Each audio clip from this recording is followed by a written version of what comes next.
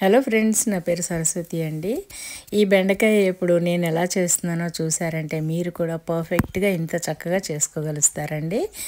Gas హైలో ఉంది, అందులో కొంచెం పచ్చిమిరపకాయలు వేసాను, ఆయిల్ వేసి వేపుతున్నాను, లేడీ ఫింగర్ పీసెస్ వేస్తున్నాను. లేడీ ఫింగర్ అంటే తెలుసు కదండి, బెండకాయ ముక్కలు.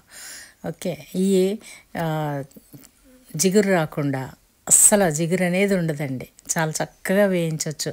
నేను ఎలా కలుపుతున్నానో చూడండి. చుట్టూ ఒకసారి అట్లా కలిపి అడుగు వరకు అట్లాగే కలుపుతున్నాను అనమాట, అడుగు పట్టకుండా. కానీ హైలోనే ఉందండి, తగ్గించలేదు. మనం అలా హైలో పెట్టి అలా స్టర్ ఫ్రై చేసినట్టు చేస్తే కనుక తొందరగా జిగురంతా బయటకు వచ్చేసి, కొంచెం అలా మూత పెట్టడం వల్ల ఉన్న తేమ కూడా బయటకు వచ్చేసి అది మంచిగా ఆరిపోయినట్టు అయిపోతాయండి.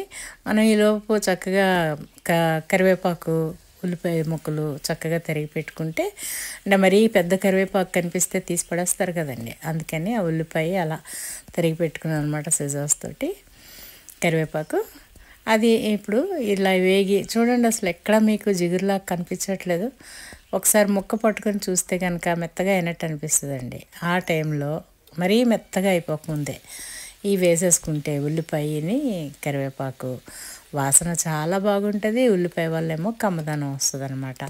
ఇప్పుడు కూడా ఫ్లేమ్ హైలోనే ఉందండి, మీరు చూడొచ్చు, తగ్గించలేదు నేను. ఉల్లిపాయ వేసి ఒక్కసారి కలిపాక మాత్రమే ఫ్లేమ్ తగ్గిస్తానండి.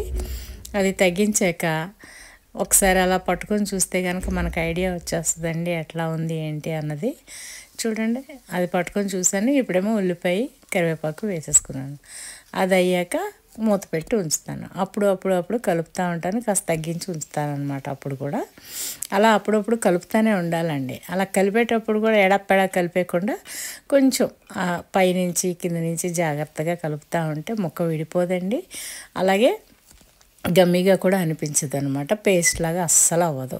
చక్కగా ఏ ముక్కకి ఆ ముక్క విడిపోతూ చాలా టేస్టీగా అనిపిస్తుంది. ఈ టైంలో మనం కొంచెం పసుపు వేసినప్పుడు కొద్దిగా ఉప్పు వేయాలండి.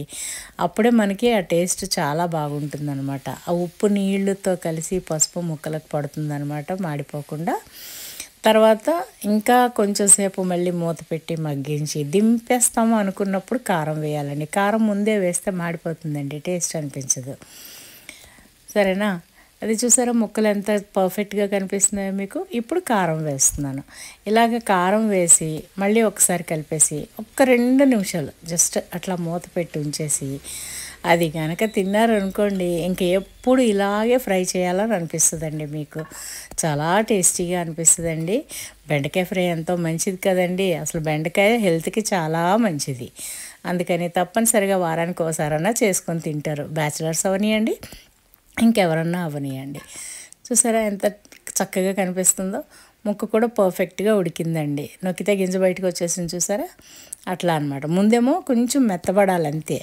ఓకే అండి, thank you very much for watching. Please subscribe, like, share and comment. Have a good day.